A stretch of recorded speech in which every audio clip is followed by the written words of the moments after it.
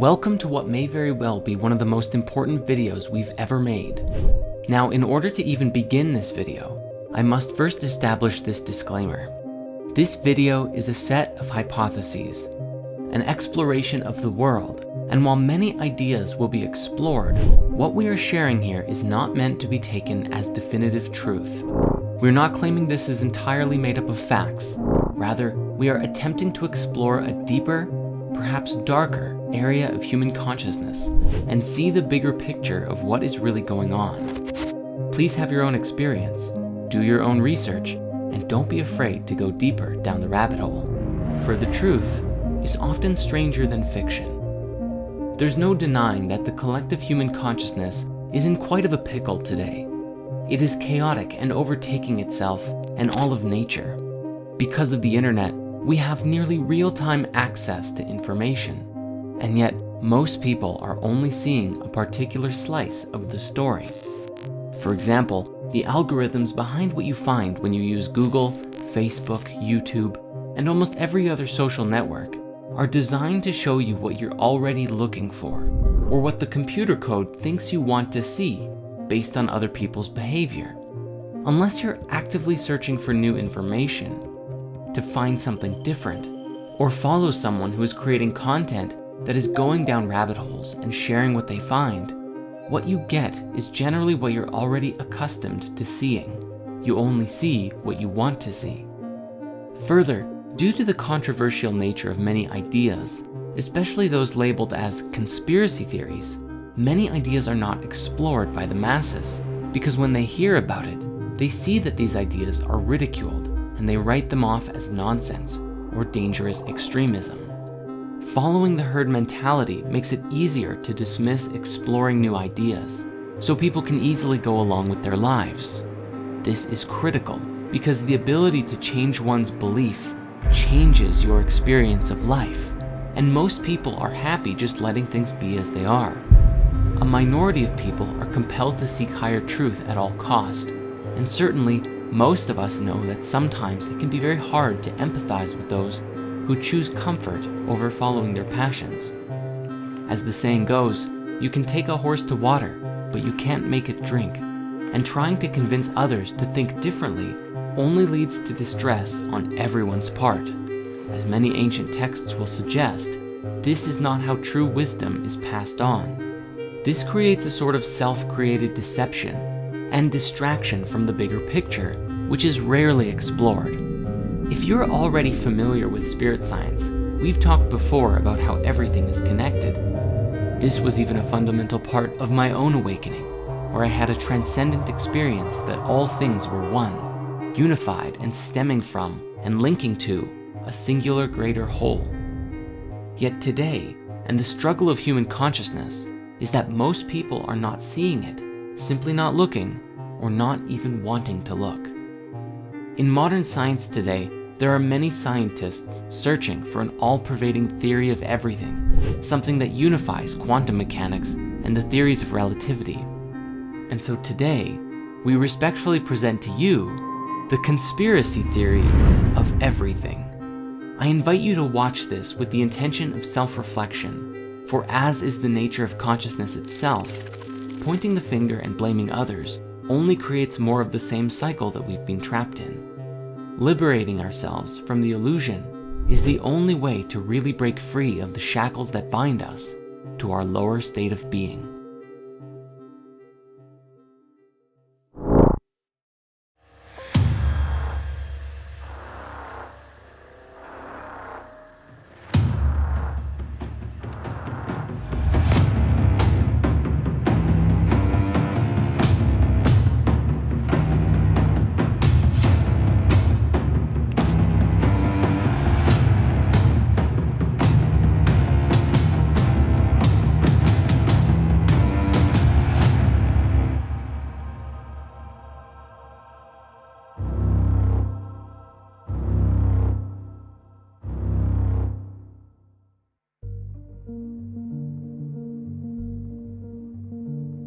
Our conspiracy theory of everything begins first with the demiurge. The demiurge is an ancient Greek and Gnostic concept describing a consciousness that is considered to essentially be the creator of the physical universe, but not the supreme creative force behind all things. A good way to explore this idea is through The Matrix, a science fiction story that suggests everything we think we know of as the real world is nothing but an illusion, a false world within which most are imprisoned, unable to effectively identify what is real. As people go about their day-to-day lives, they think that their world is authentic, but that every individual is truly plugged into an artificial reality severed from the real world. While people suffer, there is a tremendous benefit to the ruling overlords, who in the film were a form of AI. As it relates to us, this AI is in essence the demiurge. The demiurge was described as a force, a deity, or a consciousness who was responsible for the creation of the physical world and reality. However, in a way, it had imposed itself over top of the true reality, the supreme oneness that created all things. In this, it was a false god who had assumed authority over the world, masking the living beings, namely us, from the supreme truth, the highest order of creation, and making us believe that what we experienced as real, the physical reality that we are a part of, was the true, authentic reality, even though it wasn't. Depending on the school and belief of different Gnostic sects, the demiurge was either seen as something malevolent, deliberately trying to deceive us, or something that was simply ignorant or misguided of its place in the universe and the rest of creation, which led to us becoming lost in the illusion as a result. Said in simple terms, the demiurge was the force behind the physical universe, but within our consciousness, so long as we perceived that which is physical to be real, we were slaves to the illusion of the false or at least incomplete reality. To that end, these ancient people, at least those who are part of the ancient mystery schools, believed that the physical reality was an illusion. They sought to liberate themselves from the illusion of reality through varying spiritual practices, from meditation to plant medicine ceremonies and everything in between, in order to connect with higher realms of existence and break free of the false world by finding the truth, the supreme oneness within. This is because even the demiurge and the physical universe still stemmed from the supreme oneness, and the light of truth could be found within. Known to the Gnostics as Sophia, meaning wisdom in Greek, it was the act of awakening this divine spark within us that would return us to the higher realms, which became the ultimate goal of many Gnostic schools. This is where we find the roots of enlightenment and light concepts from around the world, which teach that within this world of suffering, we can release ourselves from the illusion through various forms of mastery and self-discipline, both physical, emotional, and mental. This, of course, takes considerable effort and intention to do so. In essence, transcendent people do what is hard, and that's why their lives are easy. People in suffering do what is easy, and that's why their lives are hard.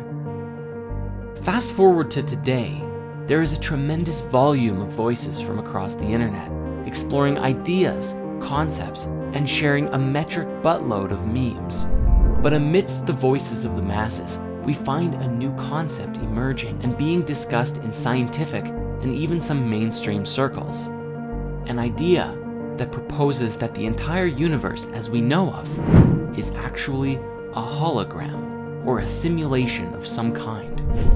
Scientifically speaking, if we look at the cosmos from the perspective of quantum mechanics, there is a general acknowledgement that we really don't understand the universe like we thought we did. We are seeing the building blocks of the universe, the subatomic particles, the waves, behaving in ways that do not make sense in the context of classical mechanics, which revealed discrepancies in the laws of physics. Yet, the laws of physics still stand and apply in a practical sense when talking about our macroscopic world. But the fabric of the reality that we live in operates by rules that we have yet to uncover. The holographic universe seems in principle to be very much like how you might expect a movie and a projector to work in tandem. When you watch a movie, you enjoy it linearly, going through it one frame at a time, usually at 24, 30, or 60 frames per second. The stories on the screen follow a narrative of some kind, and generally speaking, there are definite laws that make up the universe you are experiencing in the film. Yet, the quantum world, on the other hand, is like being able to observe the entire roll of film timelessly at any point, which includes zooming in on individual frames, playing things backwards, forwards, the sequels and prequels all at the same time. The particles and waves that make up our reality are non-linear and could potentially imply notions of retrocausality. And while they too follow their own set of laws, they are different from the world we exist in at a macro level. Another example of this is found in computer code. What you are seeing on your computer or phone screen at any given time is a filtered projection of what is really going on underneath the surface, designed to be easy for you to interpret. Yet, under the surface of these machines, there is a computer language that is incomprehensible to nearly everyone. Languages like binary and machine code are too simple to make complex algorithms effectively in. Instead, programmers use higher-level languages designed to be understood by humans to write code that is then translated into the lower, base-level machine code and then binary at the bottom. What you are seeing when you look at your phone or computer monitor ultimately comprises mountains of ones and zeros that lay under the surface of the digital world, just like what is under the surface of our own reality. You might be familiar with the ancient wisdom teaching, as above, so below, a concept that applies on several levels, describing that which exists in higher realities is a mirror of lower ones. So as with machine code and binary, ultimately all of that computational code is equal to and actively creates the digital experience on your devices. But they are two entirely different paradigms. This is the great challenge of modern science today, unifying quantum mechanics and general relativity, because we are unable to comprehend yet how the physical world and tangible substance, continuity, gravity, life, time, and consciousness emerge from this flux field of quantum information, which appears to operate by an entirely different set of laws related to statistics and probability. Yet, like with machine code and computers, are they really so different? The question then becomes, as many are theorizing today, could our entire reality be nothing more than a simulation? An artificial reality that our consciousness is plugged into? There are some oddities that have been captured on camera that some people believe are glitches in the Matrix. Now maybe these oddities are fake, who knows? But as an example, we do have this curious clip of a bird who is perched in midair without moving before flying away. There was also this news footage from Russia several years ago that someone caught an individual levitating on camera. But when the guy with the camera called out to them, the girl dropped down and ran away. Now again, I'm not trying to say this is hard evidence of a real-life Matrix, but it certainly compels curiosity. And this is what it's really all about. Humanity living in the question, in the mystery of life, and these strange occurrences that beg us to ask the question, what is the true nature of reality? Now, on that note, I encourage you to please do your own research and go down these rabbit holes yourself and make up your own mind. In this way, you become a conduit of free thought rather than following in the herd mentality of that which has been established for you by the powers that be and society at large. Even if the laws of physics as we know them today say that this is impossible, levitation or birds perched in midair, we also know that the laws of physics are incomplete. We don't even know how to properly fit gravity into our standard model of physics, and perhaps unlocking these secrets will change everything for us. And this brings us to our primary key, where we begin with our conspiracy theory of everything, the basis from which everything to come will build off of. The demiurge is, in essence, a lesson about the illusion of reality. That the entire world as we conceive it to be is based on what we perceive with our physical senses, which is a limited experience of the totality of that which exists in the whole universe. This idea suggests that the illusion of the cosmos is incomplete, and as long as we believe in only it by itself, we too shall remain incomplete. We are living within a material universe, yes, but there is more to the cosmos than just that. And as long as we choose to believe in this limited reality, we will continue to perpetuate its existence. It is only by embracing that which we don't know and asking the right questions can we break free of the fetters that bind us. In the Emerald Tablets of Thoth the Atlantean, there is a great deal of discussion that describes the human soul as a light trapped in the veil of the night, a metaphor suggesting that the night is the illusion of separateness, the soul disconnected from the supreme oneness, or simply trapped in illusions in general. Basically anything that is not the highest truth. It is the unilluminated mind that actively creates the reality that it perceives to be real, and as such, humanity lives out its days in the dark, veiled in the illusion of one's own beliefs, disconnected from any higher reality.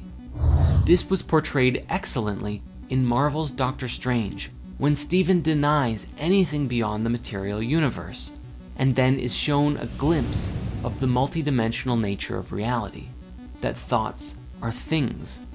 He is shown that all of us steer the reality field by our conscious intent. But yet, as we become complacent in the creation of our lives, we give up control of the driver's seat.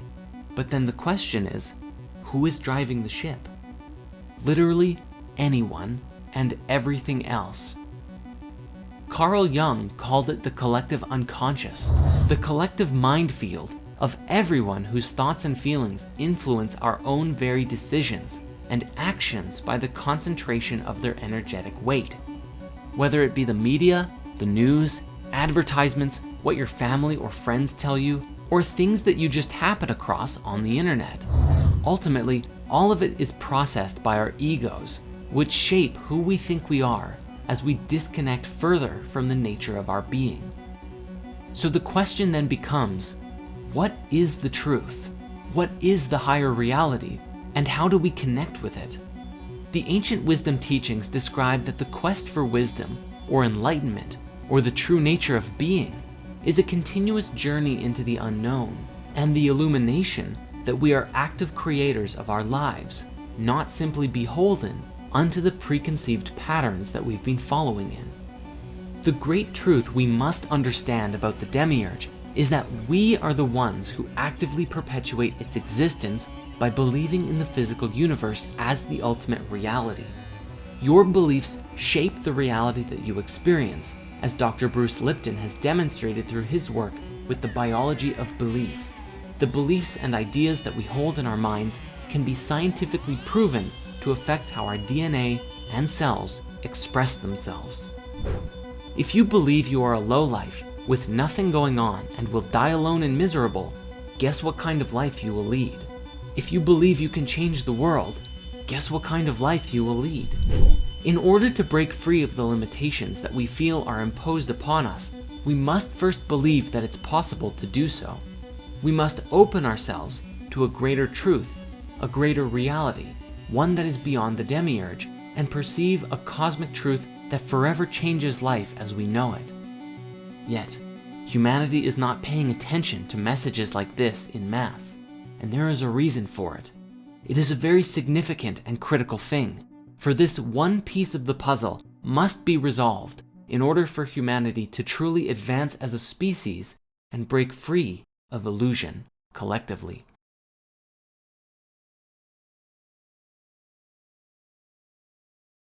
But with that, the mysteries of who is behind all of this aside, how exactly do the world elite control human consciousness? Due to the sheer volume of control mechanisms, here we're going to provide a lighter overview, and you are encouraged to explore these as you see fit. Fear and scarcity.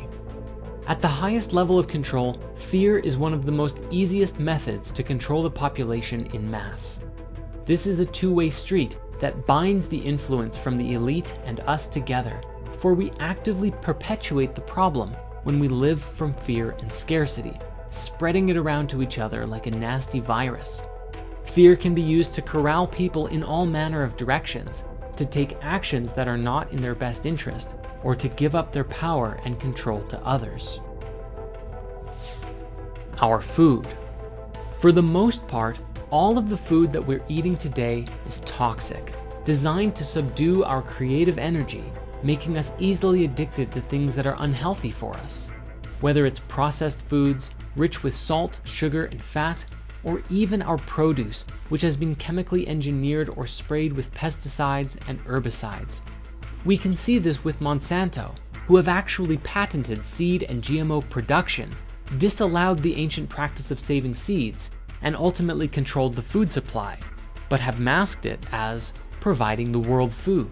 We recently published a movie called Healing Your Body with Food, Spirit Science 33, which reveals the truth about food and where it comes from today. So we won't get super deep into it here, because there is a lot to cover. But if you want to go deeper into this, please watch that movie after this one is done. Ultimately though, the bottom line here appears to be that we are what we eat, and most of us eat far too much, and in that consume too many harmful substances. Fluoride in the water. Some have said that fluoride is the metaphorical tears of the New World Order, and that it's their most widely used weapon against us. The idea, in a nutshell, is that governments put fluoride in our water supply in order to negatively affect huge populations and facilitate mass control, whether for financial gain through the health defects that it causes, or for the purpose of disrupting our connection to the spiritual planes. Any quick search of a fluoride conspiracy brings up notions that it calcifies the pineal gland, the organ in our brain that is often linked to consciousness and the third eye. The idea of the pineal gland being linked with consciousness originally came from the French philosopher Descartes, who argued that the interaction between non-local consciousness and the physical world occurred inside of it. If you dig into why water fluoridation began, you find a convoluted, suspicious mess, mostly centering around the aluminum production company Alcoa, who supposedly had a lot of toxic waste to spare that took the form of fluoride as a byproduct of aluminum production. After a single biochemist who was sponsored by them showed in a lab that fluoride affects cavities in rats in 1939, so the story goes, the first public proposal that the US should fluoridate its water supplies were made, not by a doctor, but by an industry scientist. Nowadays, our water is fluoridated in over 24 countries, mostly in the Western world. According to chemist and researcher Charles E. Perkins, who wrote the book The Truth About Water Fluoridation, repeated doses of infinitesimal amounts of fluoride will in time reduce an individual's ability to resist domination by slowly poisoning a certain area of the brain, thus making them submissive to the will of those who wish to govern them. While there are unsupported theories that the Nazis used the chemical in concentration camps, or the USSR in their gulags, the threat of fluoride isn't just a theory. The work of Jennifer Luke in the 90s showed that by old age, the pineal gland contains the same amount of fluoride as teeth, having been calcified as we age. Further, a huge review on fluoride toxicity published by the National Research Council in 2006 reported a range of negative side effects from fluoride, including decreased melatonin production and other effects on normal pineal function, which in turn could contribute to a variety of bad effects in humans. In fact, studies from Harvard and China's Shanghai Health Institute may even have linked fluoride to reduced IQ in children, and even suggest that it could be toxic to a developing brain. As well as being linked to certain types of cancer, it's also been shown to destroy the male reproductive system in rabbits. The bottom line is, the benefit to risk ratio on water fluoridation is unclear due to a lack of good evidence, with most people not even knowing that they're drinking it. If the conspiracy theories are to be believed, professors doing this research have been met with numerous attempts to discredit them. Stephen Peckham, director of the Centre for Health Services at the University of Kent and professor at the London School of Hygiene and Tropical Medicine at the University of Toronto, has had his research of water fluoridation rejected from dental health journals. He's even spoken out about being accused of statistics hacking and for research that made the link between fluoride and hypothyroidism. It seems as though someone does not want this info getting out. Entertainment and subliminal messaging. The entertainment industry has been a source of conspiracies for a long time, with often disturbing subliminal messages in children's entertainment, such as references to suicide and sex found in everything from Disney movies to SpongeBob. But it often goes deeper and darker. The entertainment industry, especially Disney, has seen several instances of hiring young children, making them into massive celebrities, making a fortune off of them, and driving them insane. This has also happened with the K-pop industry, with their so-called slave contracts that force the young singers into decades of servitude, having them work endless hour days and running them to the point of exhaustion. There are actually many instances of these young singers collapsing on stage due to exhaustion. This also links back to the conversation of pedophilia networks, for many celebrities have now spoken out about how bad Hollywood really is for pedophilia, including people like Brad Pitt, Elijah Wood, Evan Rachel Wood, and Corey Feldman. The news. The news often perpetuates a story that things are bad and getting worse. There is a consistent theme from the news of toxicity, and as people watch this in mass, we come to believe it, and thus perpetuate it. The people running the news command more attention by spreading this kind of information because bad news gets more attention than positive stories, and therefore, we continue to create this reality. When you are constantly looking at the world in a negative light, you are not looking at your own light. In fact, you don't even know that there is light within you. There is only darkness, shadows, and frightening imagery. And so what happens? But humanity falls further and further into a world of self-created delusion. It's also worth mentioning that even the local news is ultimately both written for and controlled by a unified source, regardless of the network. Just watch this clip and you'll see how bad it really is. Our country. The sharing of biased and false news has become all too common on social media. The sharing of biased and false news has become all too common on social media. More alarming, some media outlets publish things are true without checking facts first. Unfortunately, some members of the media use their platforms to push their own personal bias and agenda to control exactly what people think, and this is extremely dangerous to our democracy. Mass surveillance. The Medal of Honor for revealing this really goes to Edward Snowden, the whistleblower who brought to the collective attention how the Secret Service of the US and UK governments had the ability to spy on literally everyone, tracking metadata, watching everywhere that you go, and what you're up to. The first program to be revealed was PRISM, which allows for court-approved direct access to Americans' Google and Yahoo accounts and everything in them. Then came Tempora, a British Black Ops surveillance program run by the NSA's British partner, GCHQ. This includes stuff like call databases, numbers, text messages, and even a secret court order requiring Verizon to hand the NSA millions of Americans' phone records daily. One of Snowden's most frightening statements came in 2013, when he explained that by using the X-Keyscore program, I, sitting at my desk, could wiretap anyone, from you or your accountant, to a federal judge or even the president, if I had a personal email.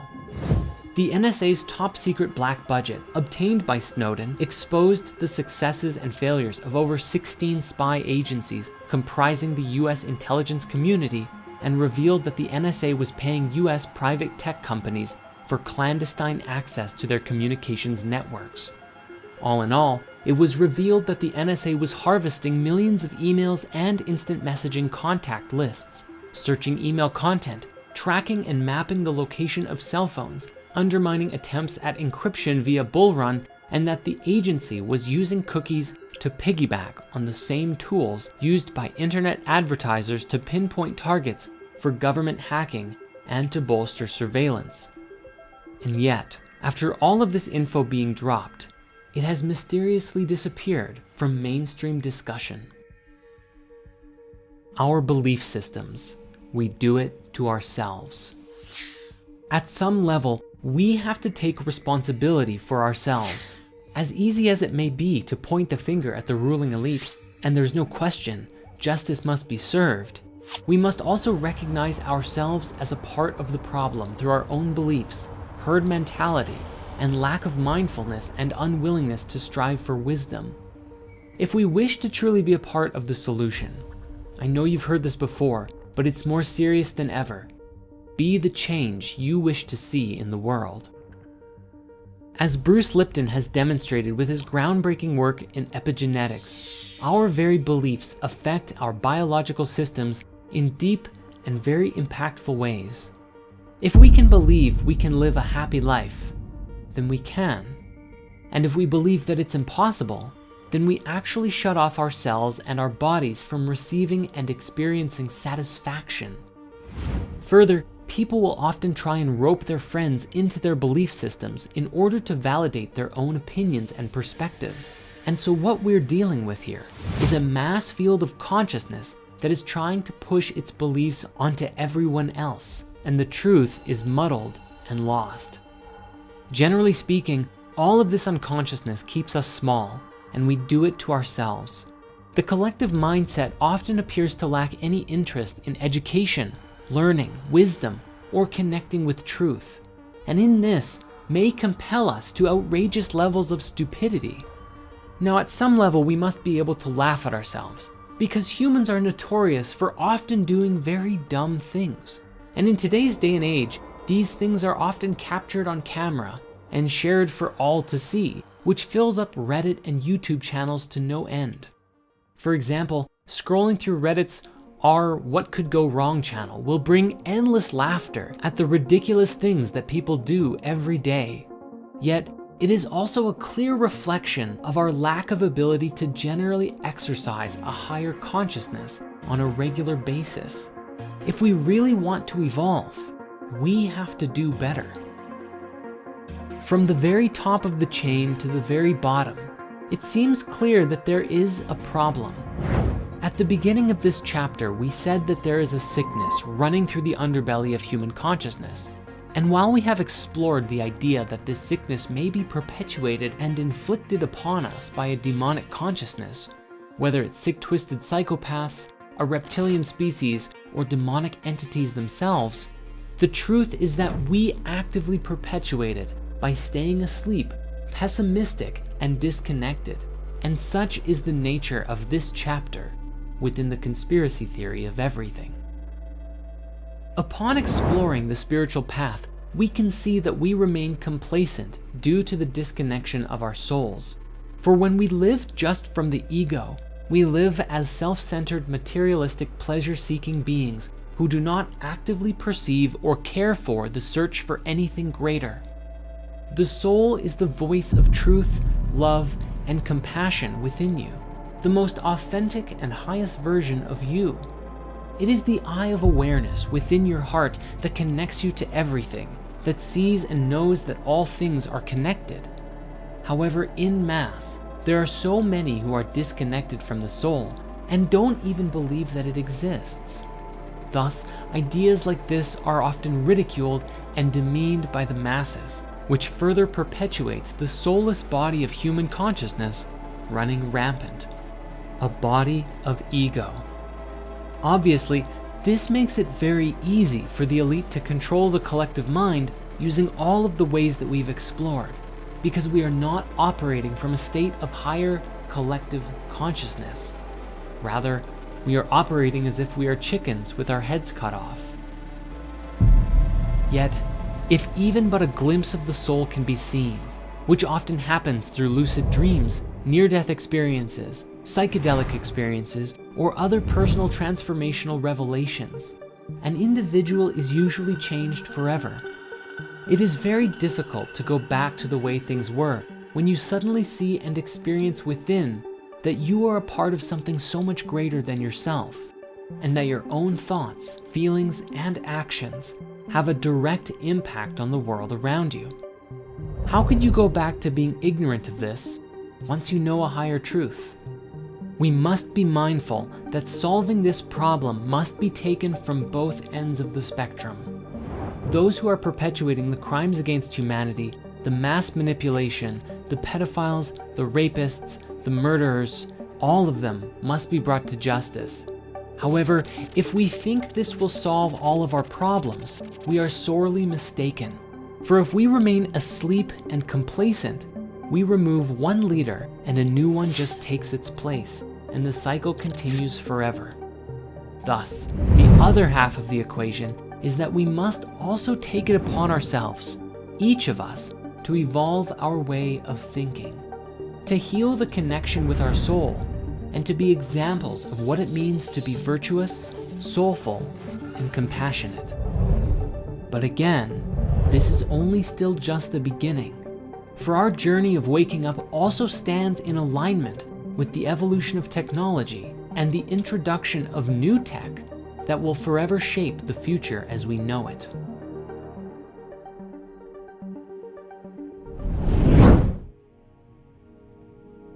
The subject of extraterrestrials has mystified humanity for countless generations.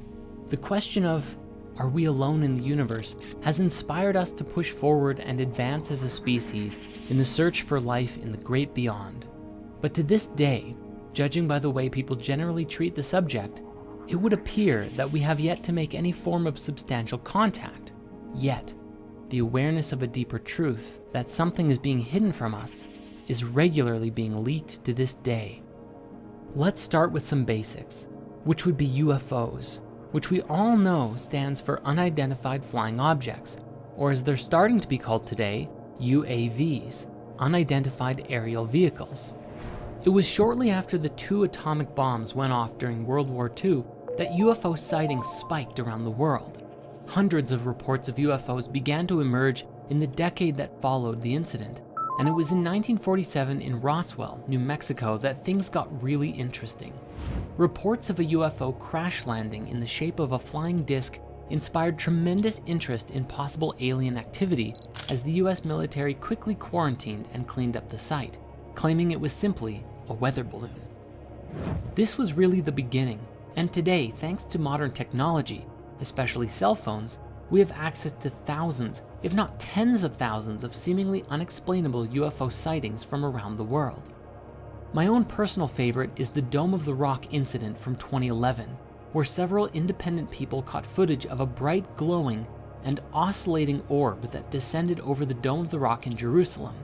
After hovering over the sacred temple for several moments, it shot upwards with tremendous speed, disappearing into the sky.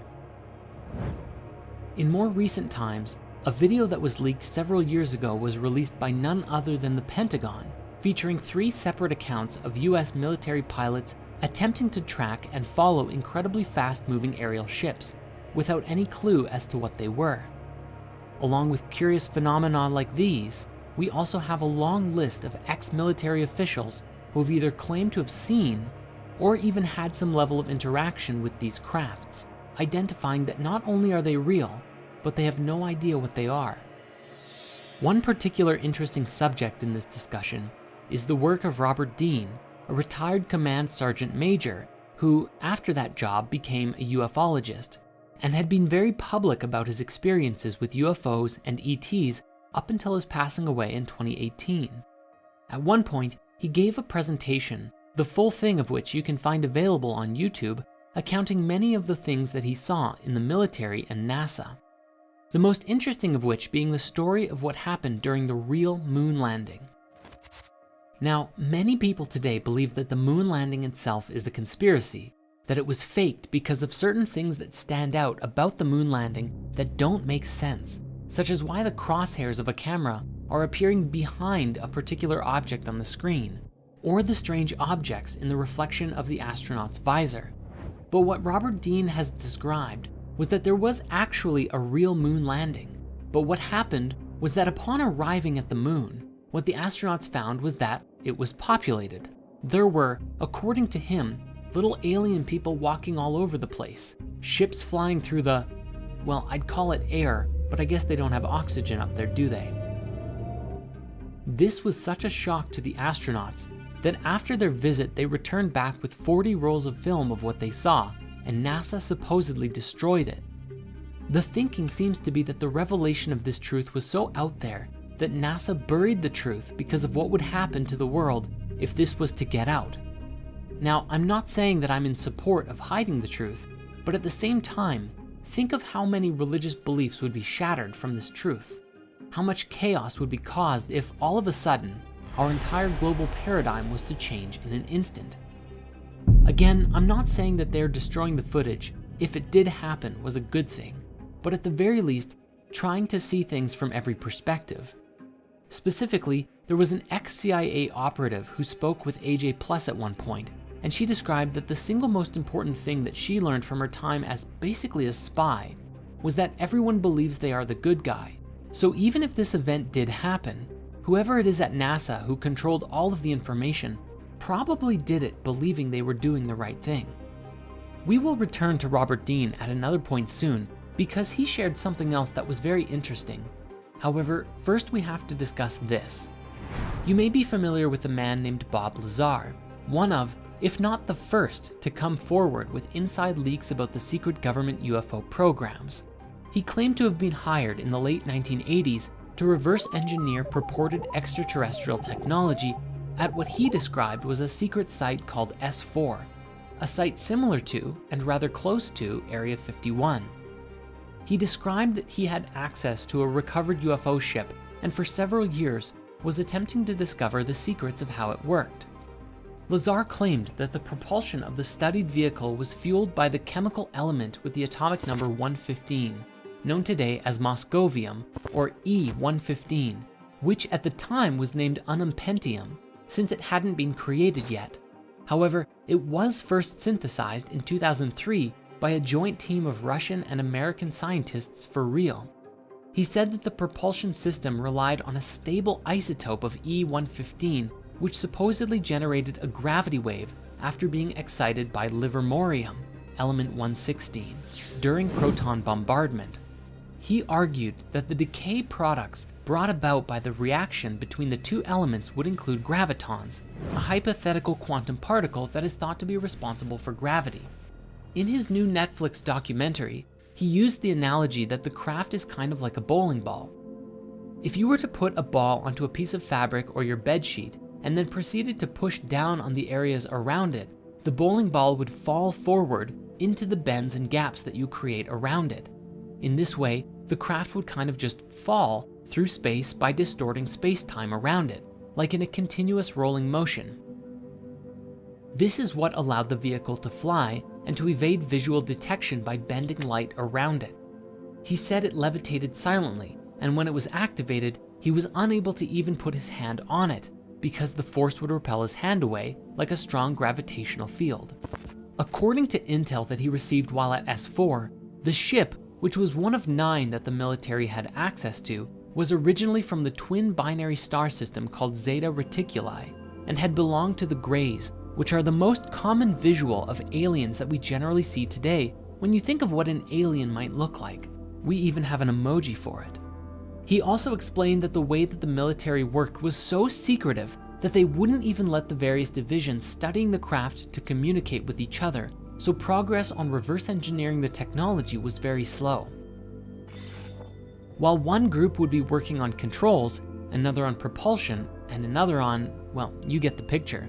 But due to this isolation, they wouldn't easily be able to identify how the different parts of the ship were interconnected and worked together, and thus reverse engineering became very difficult.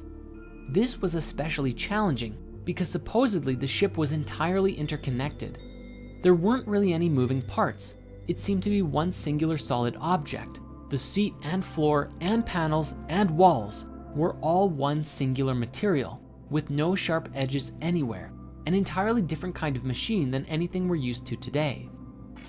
Now, after Lazar came out publicly about this, his life fell apart. Many people quickly looked into his life and found that he seemingly never had any of the education degrees that he claimed to have had. Yet, upon deeper investigation, documents stored away in his old university proved that he was telling the truth. Bob explained that after he came out publicly, he received a phone call from his ex-employers who said, "Do you have any idea what we're going to do to you now that you've done this?"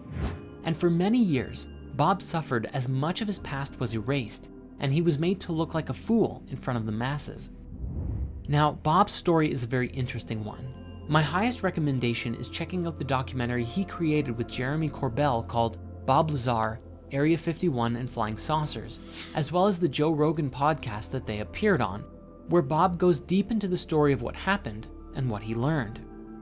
But Bob isn't the only one to come forward with some fascinating stories, and this brings us to Dr. Stephen Greer, who founded the Center for the Study of Extraterrestrial Intelligence, or CSETI, in 1990 to create a diplomatic and research-based initiative to contact extraterrestrial civilizations, along with the Disclosure Project in 1993, a research project devoted to disclosing to the public information that the government and military supposedly have had regarding the existence of UFOs and ETs. The organization claims to have over 3,000 confirmed reports of UFO sightings by pilots and over 4,000 proofs of what they describe as landing traces, evidence of UFOs landing on the Earth and leaving behind a sort of electromagnetic signature. If we pair this with what Bob Lazar said, it's entirely possible these ships could be bending light, entirely invisible to us, though perhaps not high-level military scanners. Dr. Greer also appeared on the Joe Rogan podcast many years ago and explained some very interesting things. What he received from a collection of over 30 documents from the NRO, NSA, CIA, FBI, and presidential briefings was that the way that these ships work and the way these ETs understand the universe is leagues beyond our own. What he described was that while today we believe that light is the fastest thing in the universe, this is only a barrier, and on the other side of the speed of light are laws that are governed by some sort of super consciousness, and that it is from this higher awareness that interdimensional travel becomes possible, and you can move throughout the universe nearly instantaneously without worrying about the speed of light, which is simply too slow to travel at if you're going from solar system to solar system, or especially across the galaxy, or even between galaxies. This is incredibly important to us because it's relative to the idea that consciousness and conscious thought actively steers the field of reality that creates the experiences that we have. This is a subject we will return to shortly. However, this conversation has one massive implication.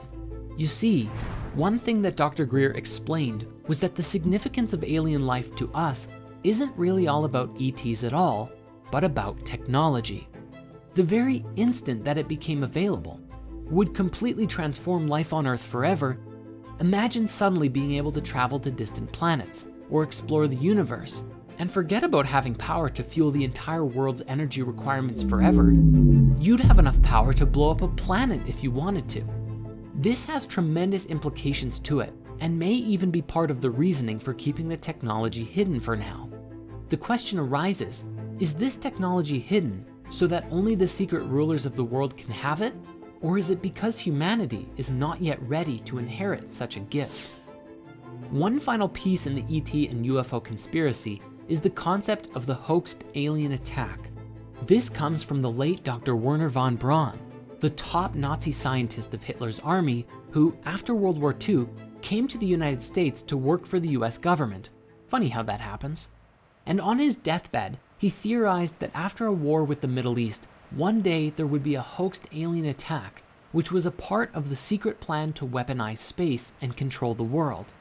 He actually urged Dr. Rosen, his secretary, to thwart this plan above all else, because if it were to come to pass, and space was weaponized, whoever controlled these powers would have complete and supreme control over everyone, and the world would fall under the complete control of the oppressors.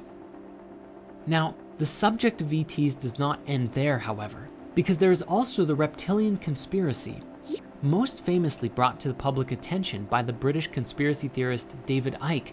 It's become one of the most infamous and popular conspiracy theories ever, sparking numerous parodies and commentaries in the media and TV shows.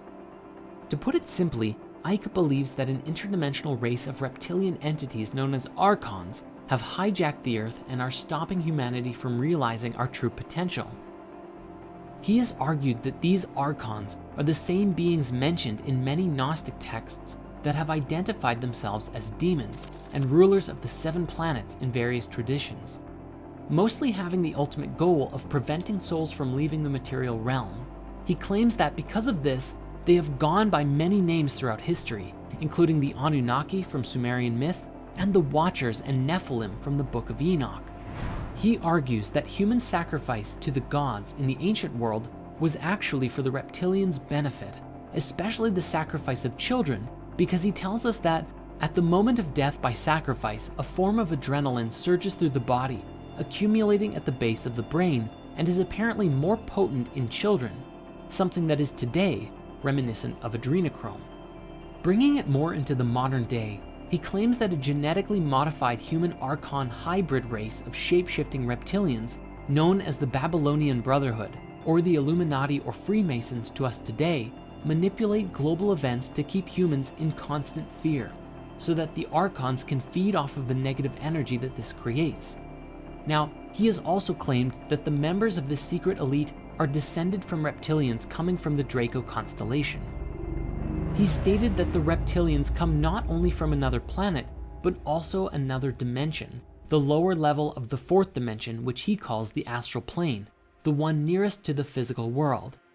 As of 2003, when his books originally brought this theory out, he said that the reptilian bloodlines include all American presidents, 3 British and 2 Canadian prime ministers, several Sumerian kings and Egyptian pharaohs, and a whole bunch of celebrities. Remember when that article went viral about how Justin Bieber supposedly turned into a giant reptile in front of everyone?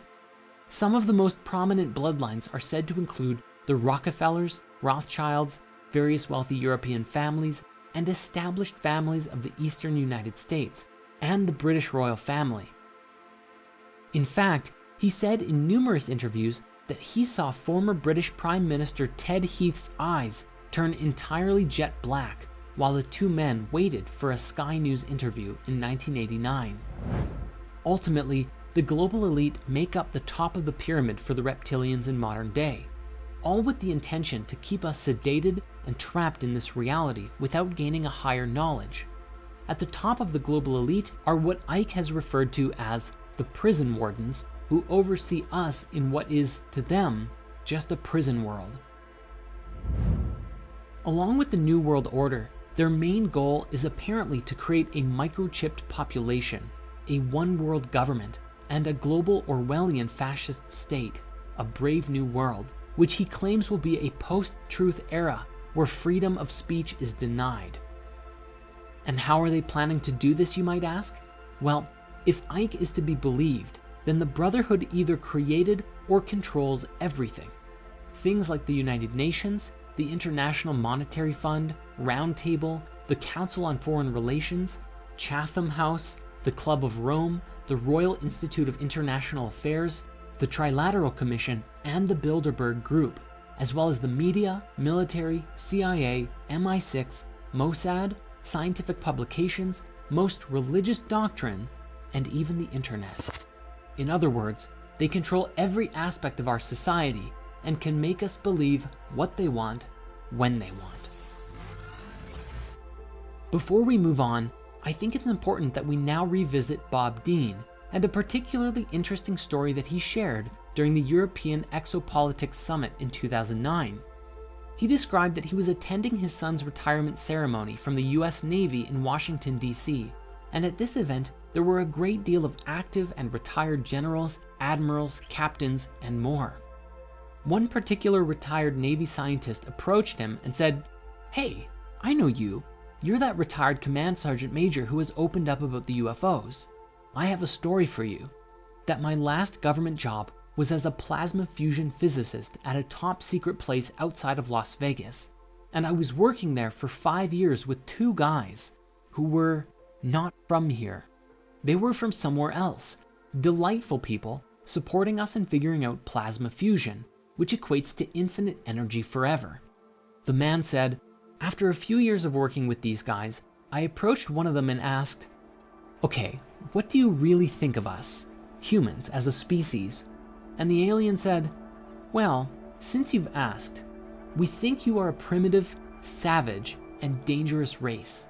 The other alien who was listening in then leaned in and said, and you also smell bad.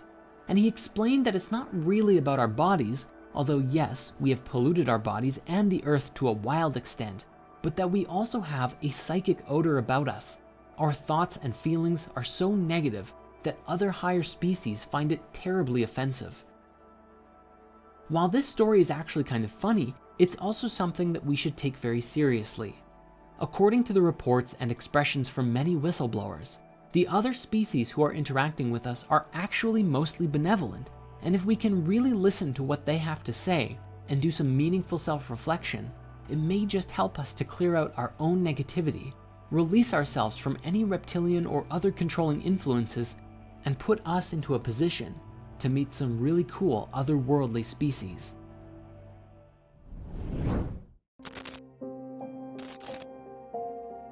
Know your customer. It's the de facto business mantra of our modern era. Collect enough information on everyone's web browsing and social media habits, listen to what they talk about when they believe they're alone, and feed the data into a network of computers so complex that computer scientists aren't even sure how it works at all anymore. This complex neural network of computers, data, and programs are then linked to nearly all of us through the apps and web services that we use on a daily basis, spitting out products, content, and suggestions catered to individual desires better than anything that has ever been done before, keeping the masses glued and engaged on their phones, tablets, and desktops like nobody's business, and have been specifically designed to manipulate our thoughts and feelings in order to keep us using the apps longer, get our friends and family engaging, and spend more money in the process. This is our current reality. And what's more interesting, the business model is wildly successful and most people don't even know that they're a part of it. Where does humanity go from here? A cyberpunk dystopia? As technology continues to advance, there is concern growing in the minds of those who have freed themselves from the Matrix long enough to realize that there is an issue. As technology continues to evolve and humans become more integrated with it, the line seems to blur between what is real and what is not. Then again, if all of reality is an illusion anyways, does it even matter? Let us begin our exploration with the software that currently exists today that begins to blur the lines between reality and illusion. Deepfakes. Technology is just now reaching a point where we can produce videos of just about anyone saying or doing things that they otherwise wouldn't say. President Trump is a total and complete dipshit.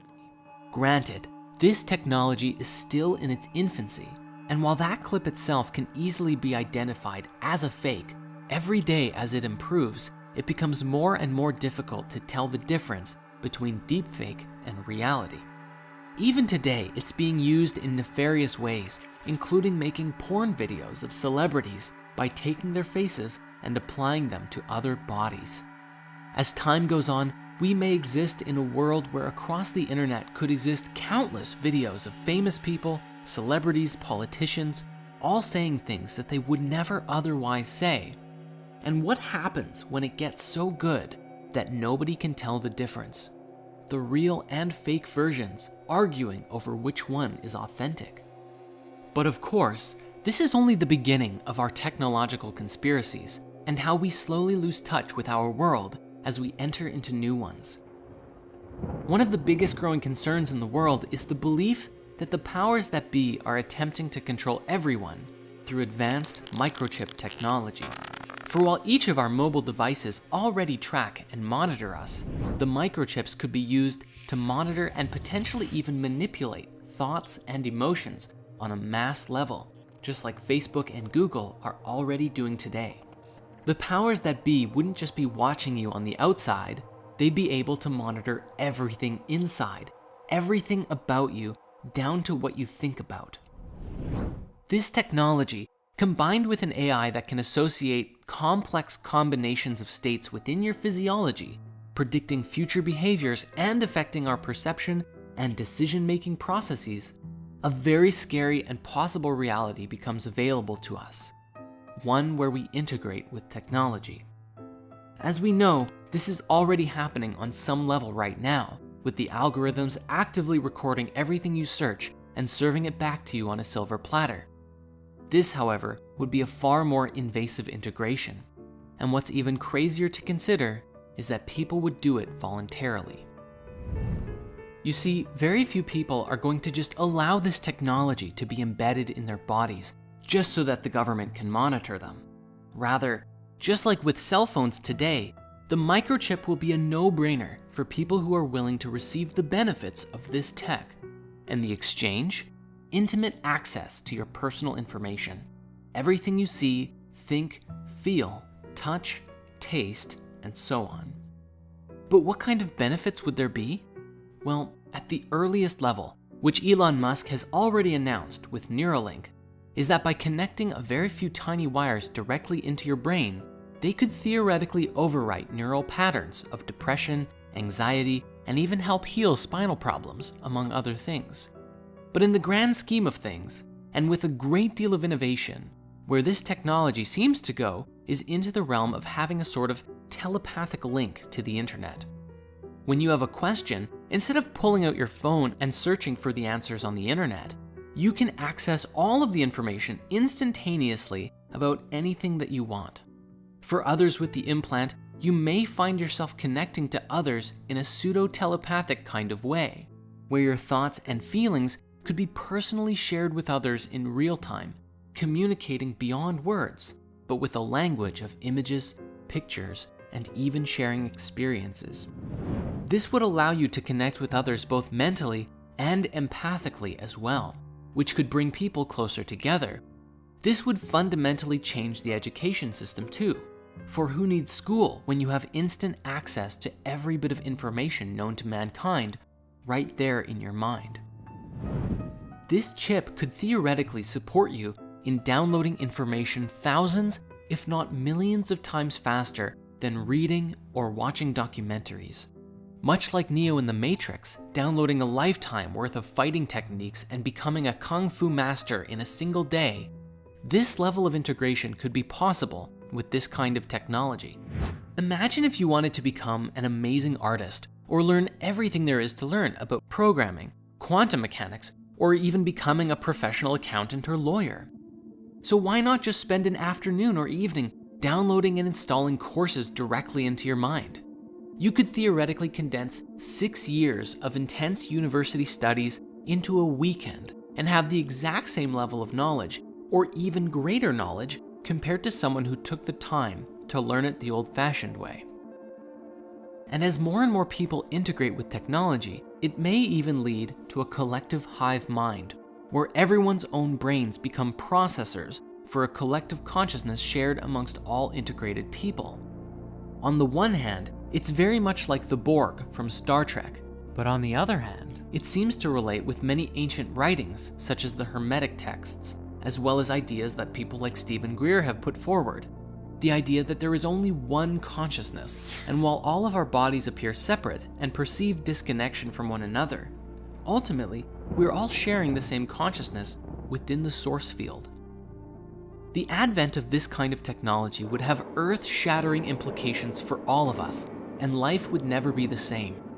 A sense of personal boundaries and privacy disappears as we become more open and interconnected in mind and body.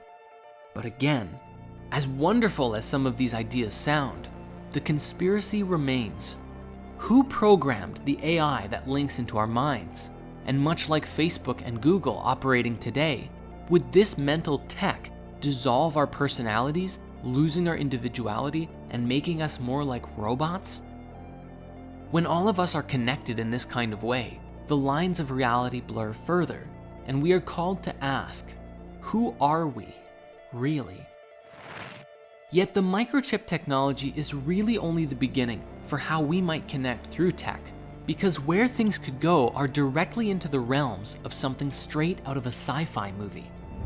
Let us start with some rather inconspicuous innovations that could change the landscape of the world in a massive way. Perhaps one day, let's say scientists and engineers complete a prototype for an artificial eye for blind people.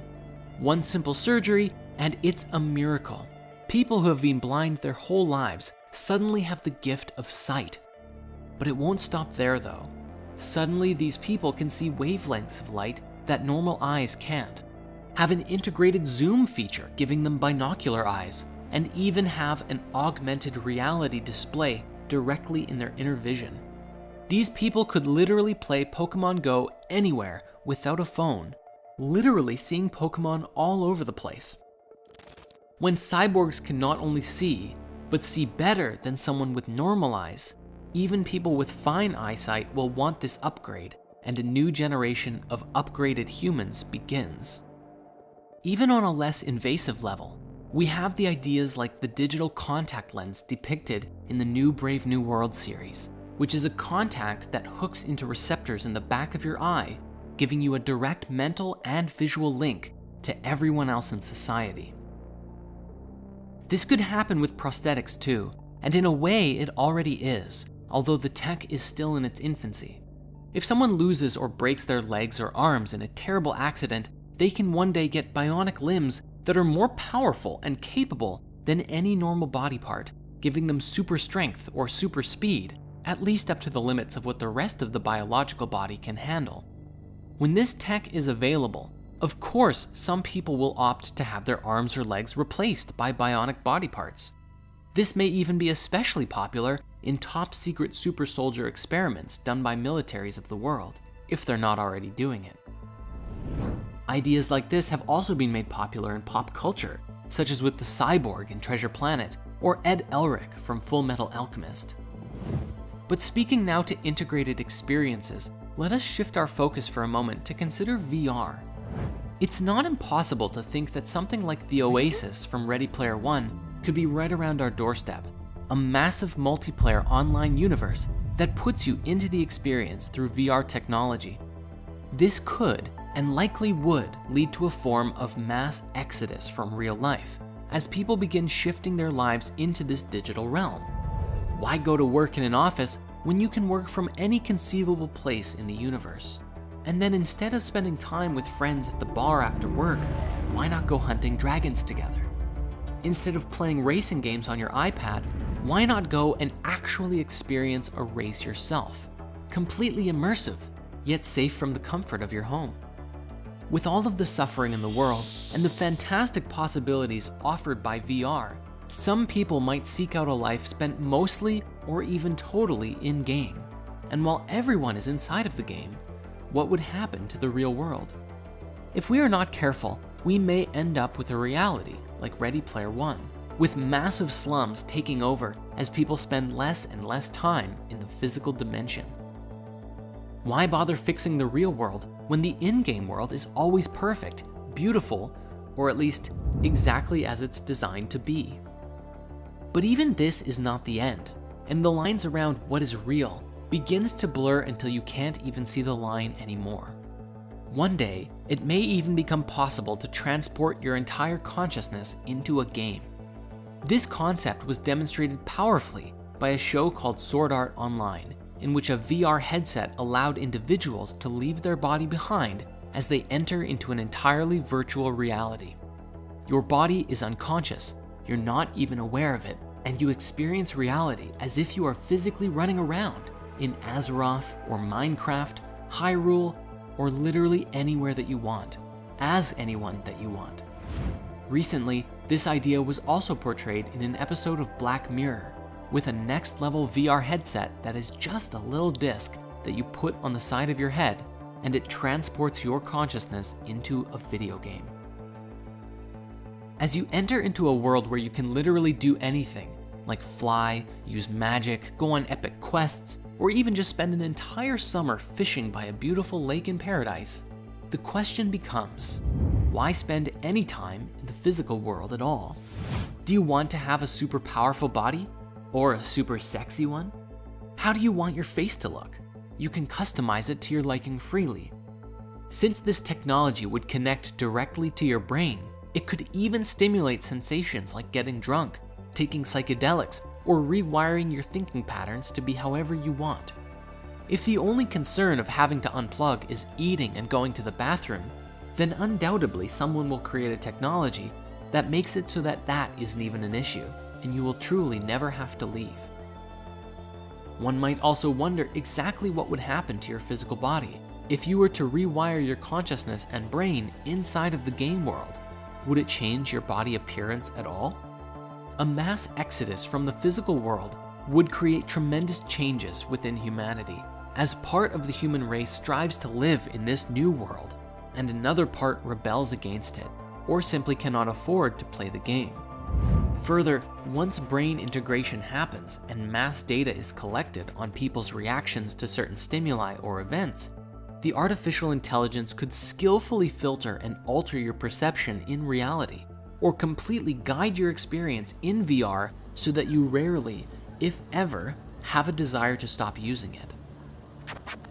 All this technology, especially putting your consciousness into a game, will at some point give the game creators an awareness of everything about you, your thoughts, your feelings, your choices, and it would allow anyone with the know-how to monitor you on a very intimate level. And yet, most people will probably skip past the 50 to 100 pages of terms of service and press accept anyways, because the ability to shoot fireballs and fly is waiting for them on the other side of the sign-up page. And seeing the pinnacle of all of this together, as humanity grows and becomes more advanced and can even create an entirely robot body, if we can transfer our consciousness, our thoughts and memories into a machine, then we could exist with a robot body just like Ultron himself. When that day comes, we will be forced to ask, what constitutes a human being? Now, to some people, this already sounds amazing and can't wait for the future. However, the conspiratorial aspect of this comes in the form of a question. As we step into the next 100 years of change and beyond, who is really running the show? The foundation of the internet as we know it is rooted in algorithms beyond anyone's understanding, designed almost entirely for the purpose of profit and marketing. Who controls these algorithms? Who dictates what we see? Currently, our attention is essentially open to the highest bidder. But is it possible that the AI itself could take us all over? And if we are integrated into this collective mind, is it possible for someone to simply decide what we think and feel? Even when the internet was in its infant stages, people were fantasizing about free and open access to information revolutionizing the world. And while that tech did become available, social media has also come to the forefront and allowed some of our worst primal instincts like tribalism and manipulation to resurface with greater strength than ever before. To go deeper into this, we must acknowledge that we're all responsible for our own behavior. But as far as social media is concerned, how we use this technology is also beholden to those who created it. In a recent Netflix documentary called The Social Dilemma, several ex-employees of many social media tech giants like Google, Facebook, Instagram, and more sat down to reveal what they had inadvertently created with this pioneering technology: a monster.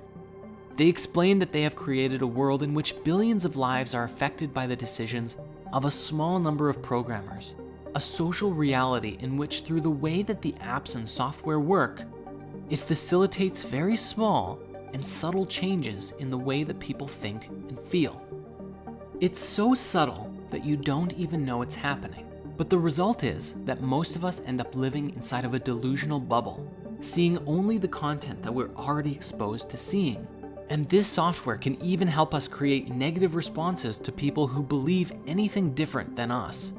The technologies, they explained, are designed specifically to get as much engagement out of you as possible, to get you spending more and more time and then more money just by browsing these social media sites. Really take a moment to think about that.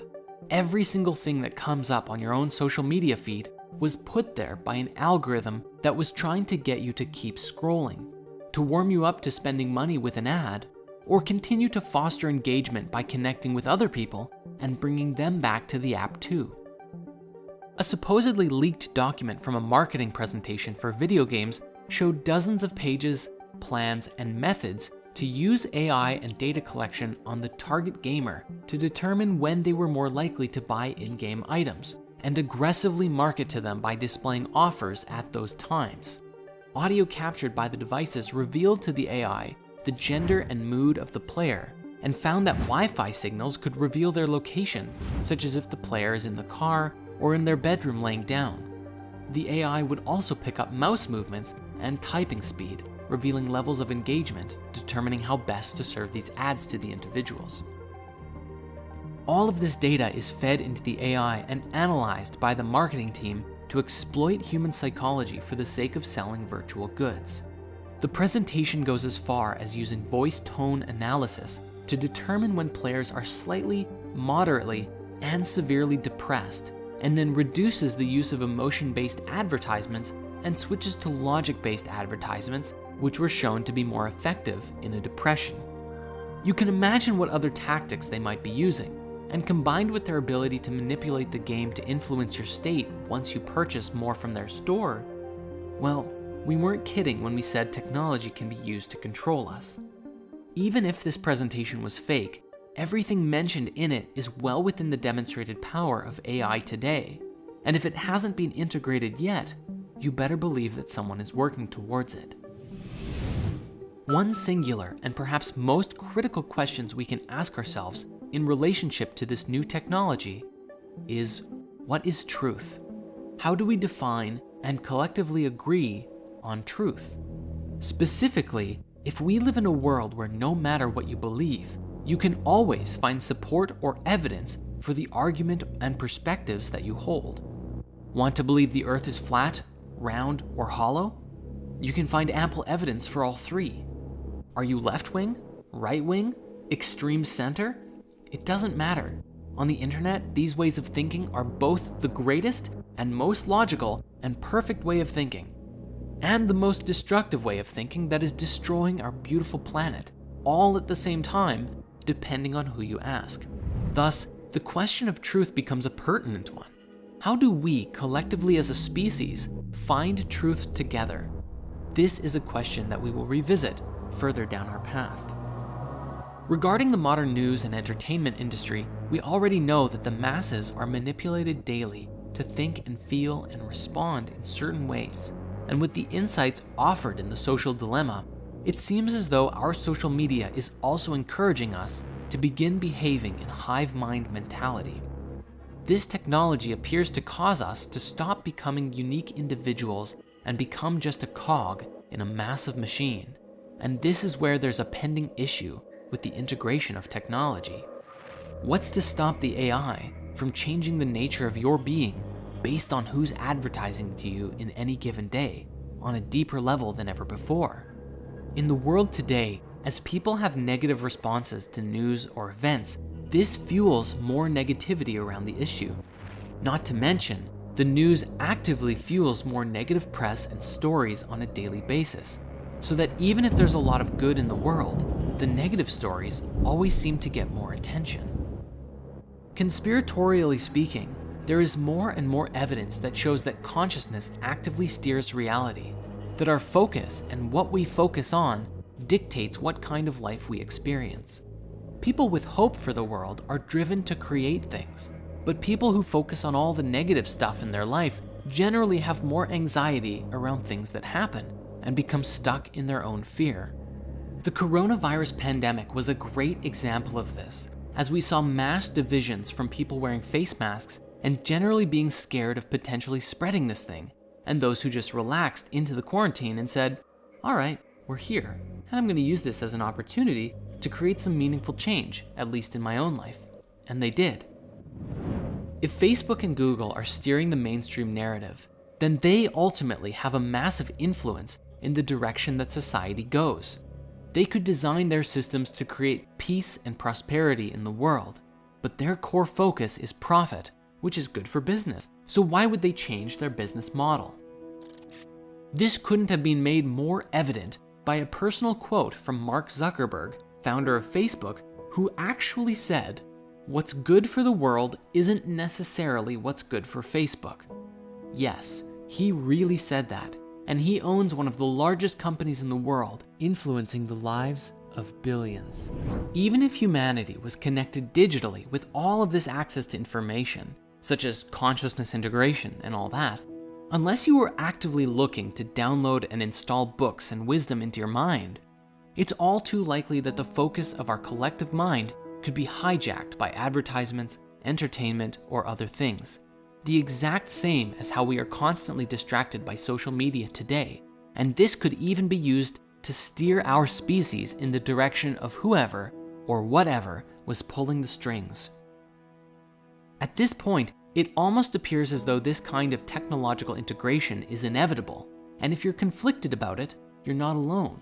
On the one hand, the ability to read every book you ever wanted to in days, or learn more about yourself and the universe in such a short time, or master Kung Fu, is very appealing. On the other hand, if your mind can be controlled or even forcefully steered in any direction by someone else, then is that really a paradigm that we want to be a part of? I imagine that there will be some big turning points for our species in the journey of development of this technology. But if we can learn to do this in an open source way that allows each and every individual their own sovereign right to freedom of thought and feeling, and actually choose what they share with the collective mind, well, I don't know. I'd be curious about the potential outcomes of this. The silver lining we have going into this is how the process mirrors what the internet of today brought us, good and bad. If we can learn from our mistakes and take that wisdom at a large scale into the new paradigm, we have hope. Even if its temptations still clutch the majority of people, a select few can guard the light and guide others into an enlightened cyberpunk reality.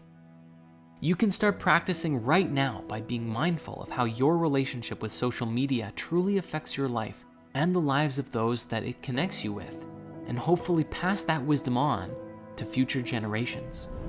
If a great positive shift doesn't occur, we will forever be destined to repeat our mistakes on greater and greater scales until we finally do.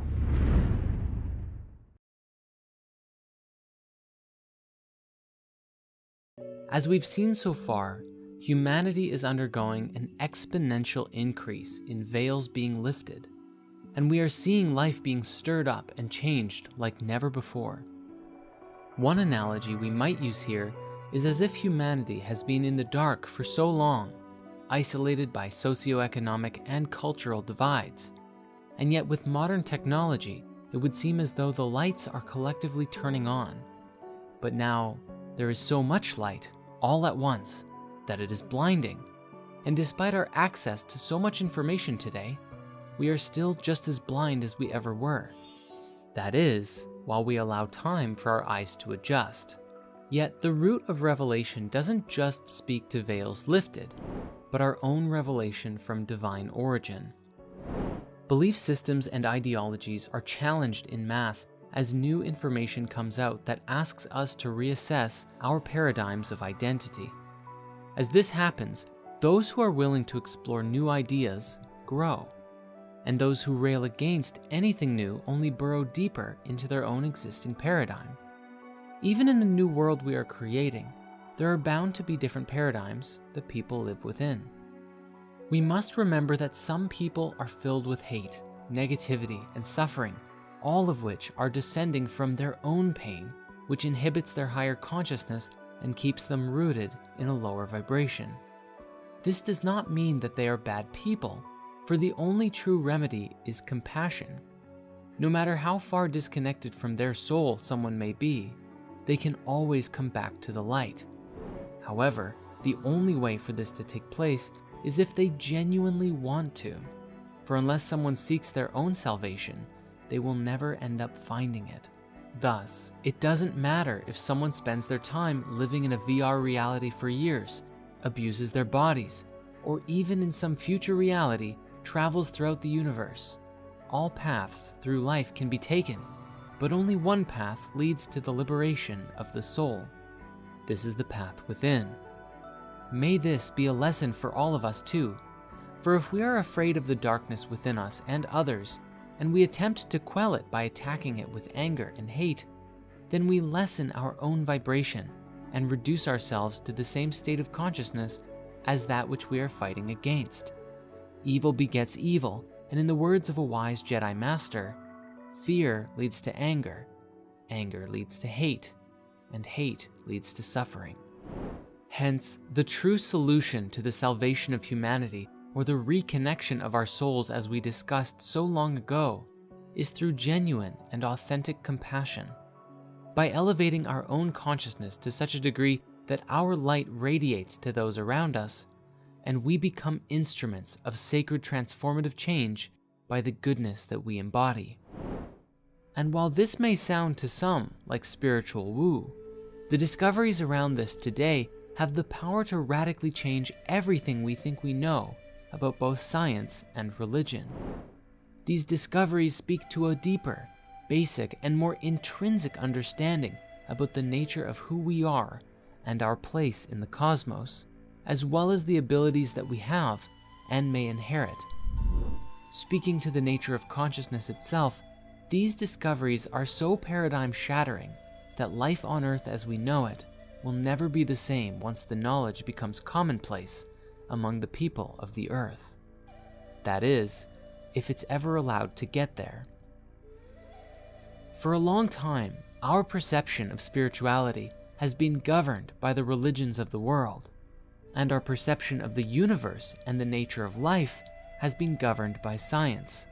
Movies like Zeitgeist outline and identify ways in which the religious institutions have monopolized people in a myriad of ways, while others today, such as Dr. Rupert Sheldrake's The Science Delusion, demonstrates how science has been used to shepherd people into a mindset, keeping us locked into a paradigm of physicality and nothing more. Further, these two voices of science and religion have been at odds for a very long time, sharply criticizing one another, or otherwise outright refusing to acknowledge each different perspective, or their many merits and wisdoms that they bring forth. Despite this, today new revelations about the nature of consciousness stand to shatter the illusion of separateness, destroy the dogma we've clung to for so long, and give us a foundational blueprint to create a new world for ourselves. Truly, it's how we can create heaven on earth. All that's required is our complete participation. One example of this is found in the work of Dr. Bruce Lipton with The Biology of Belief, which explains with profound scientific logic that our beliefs and self-identity are a product of our environment, and that as we think it, so shall we become. His work describes that if we spend our lives believing that my family had a hereditary disease, so I'll get it too, you are consciously and subconsciously programming your body with signals that will facilitate you creating that outcome. And of course, this belief and others can come from our parents and family or the environments that we expose ourselves to. When we look at all of our childhood programming together, we find today a mashup of countless different media programs and entertainment, news stories, passed down rhetoric and ideas that we received from friends and others around us. Who we are today was shaped by the world, and while many of the lessons that we received growing up were good and valid, many others were simply long-held beliefs that have been passed down for generations, yet may not hold our highest interest at heart. These beliefs shaped our perspective of the world, and in that, how we behave and act, which leads us to create our destinies. As it would seem, many of the belief systems we hold on to disempower ourselves from being able to live our lives to the fullest. Further, many of the largest industries today are built upon previous paradigms, and so their continued growth means the limiting of this new understanding. For example, we return here to the pharmaceutical industry. If you help someone cure their depression, it's very difficult to justify charging them thousands of dollars a year for a prescription. It is far easier and much more lucrative that their depression or illness will be with them for a very long time. We must understand that the environment has played a very significant role in the creation of our collective reality. even from the moment that we were conceived, and all of the experience that we've had since birth. And while birth defects do exist, Bruce's research says that 95% of people have perfectly fine DNA and can change how their genes are expressing themselves if they will it so. For some, this may be easier than it is for others, but it's very empowering research nonetheless. If we can change the signals our bodies are receiving, the thoughts and feelings we tell ourselves and receive from others, the places we live, the music we listen to, the food that we eat, the entertainment we watch, all of these aspects will play a role in reshaping our lives by influencing us from surface to very deep levels. As Bruce's work suggests, it doesn't matter what ails you. If you can address the root cause and provide yourself with a stimulus of a higher vibration, there is nothing that you cannot heal.